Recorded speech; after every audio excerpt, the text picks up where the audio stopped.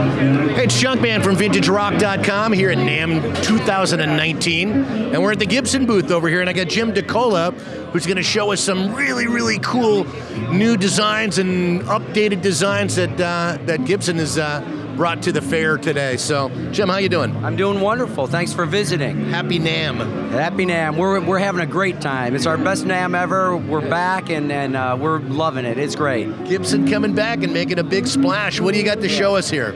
This year, we're very excited with the Gibson USA lineup. We've divided the line into a classic series and a contemporary series. So, as the name implies, these are the classic series, and they have all the features that you would expect on models from the 50s or 60s. They would have, solid bodies with no weight relieving, thin binding, all the features and appointments you would expect from that era. Starting here, we have the Les Paul Standard 50s. So this has the 50s round profile neck, a deeper profile like the 50s shape. It has Burstbucker 1 and 2 pickups, which are versions of the the PAF pickups from the 50s. They have mismatched coils to replicate that sound of the inconsistent pickups back in the day. We have hand-wired controls in all the classic series. So everything is hand-wired. They have true vintage taper pots, so it's a very smooth taper when you're rolling down and rolling back up. We also have orange drop capacitors. So all the features, we have nickel hardware, ABR bridge, aluminum stop bar tailpiece with steel studs. So everything you would expect in a 50s era Les Paul. It's available in the Cherry Sunburst, Tobacco Sunburst, and Gold Top. We also have, not here, an artist has it, the Gold Top with 2 P90s. So that's kind of done in the 56 tradition. And then from the 50s, we go to the 60s model. Right. So the 60s models, same thing, no weight relief, AA figured top, same hand-wired controls, but we have reflector knobs, which they started using in 60, and then we have the age switch caps and all the classics. Pickup-wise, we have the Burstbucker 61s. The Burstbucker 61s are an offset Burstbucker wind with an Alnico 5 magnet. So that was during that era when they transitioned over to Alnico 5. So they're a classic Burstbucker voice, but just a little louder and prouder because of that Alnico 5 magnet. A lot of players think it's more touch sensitive, so a great version of that 1960 model Les Paul. It also has the slim taper neck, so that would be a faster feeling neck to a lot of players, and it's kind of like the Jimmy Page era Les Paul that he was most famously associated with. Also, difference between the 50s and 60s on the tuners, we have the vintage Keystone styles on the 50s and the chrome ones, yeah? Yeah, chrome or nickel Grover Rotomatic kidneys.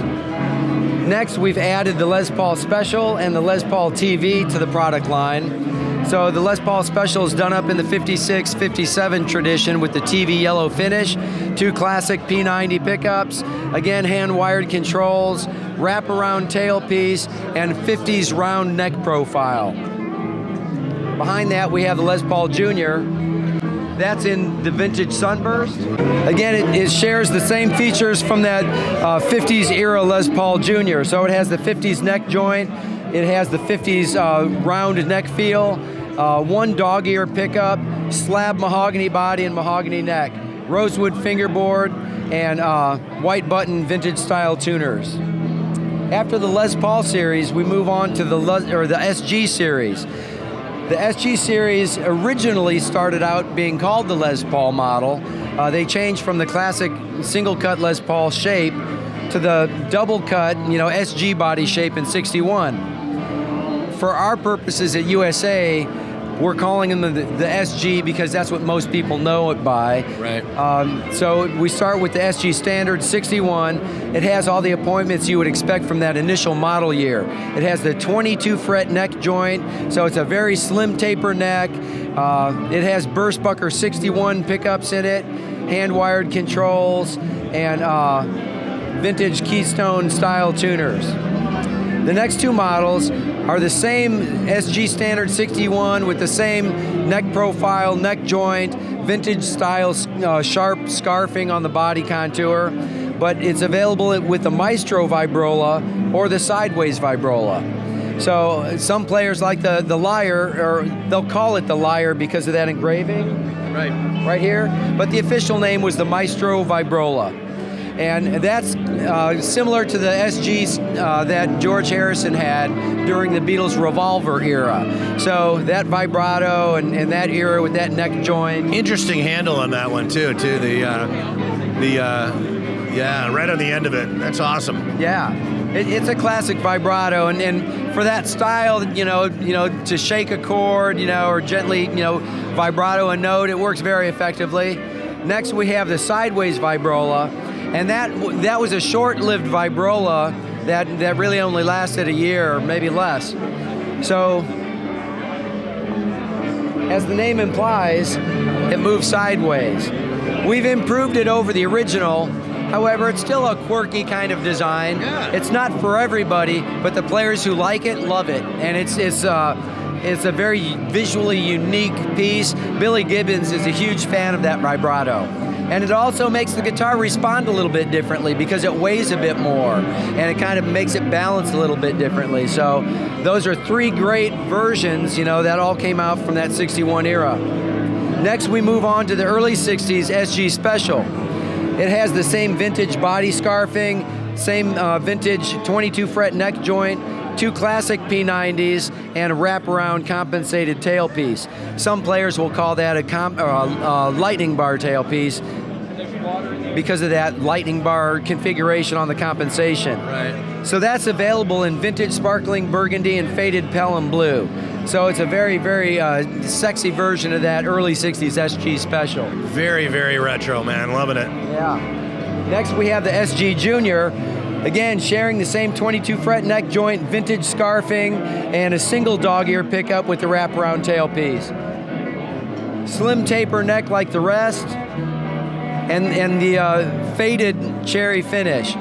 So it's very, very true to historic features, and it's just done right. So this would be the SG Standard, and this is done up in the mid to later 60s era. So it has the full face pickguard and a fuller, rounder neck profile than we did in the early 60s. A lot of players are divided whether they prefer the late 60s version or the early 60s. And the funny thing is, with our sales research, it's about 50-50. Really? And I think Angus and Tony Iommi are a big reason why. I was going to say, yeah, exactly. The Sabbath AC/DC kind of sound is going to come out of one of those. Exactly right. And sound is a key thing. The way the pickups mount in the pickguard kind of affects the way the pickups respond because they don't have the mounting rings to keep the tops of the pickups parallel to the strings. So you get one coil a little more dominant than the other one. So it does directly affect that. Otherwise, it still has that nice vintage scarfing. Yep. And then we also have, from that era, the 19 fret neck joint. And it's black.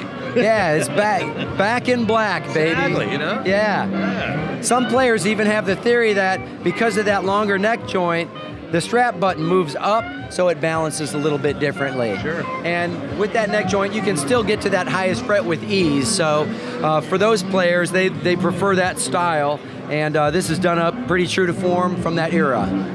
Great guitar, man. Beautiful stuff. You guys have really, really followed up on, again, the original designs and brought them back to life for 2019. So, man, I appreciate you talking with us and give us some info. It's just the American series is, again, people can find out more about it at Gibson.com, correct? Absolutely, yeah. And, yeah, look for the American series. And, again, so many more fine products at Gibson this year. You guys... It looks, I've not seen this many guitars in one spot in a long time. So you guys... Definitely our most impressive exhibit in our history. We've pulled no punches. We didn't hold anything back. We just came on full force. With the new leadership, we're very, very excited, and it really infused a whole new enthusiasm amongst all of us, and we really worked hard to make this show a success. Well, we're very glad you're back, and congratulations on all your hard work. And again, thanks for talking to us here at VintageRock.com. All right. Thank you very much for having us. All right. I'm Junkman, VintageRock.com. gibsonpodcast.com at Gibson at NAMM 2019.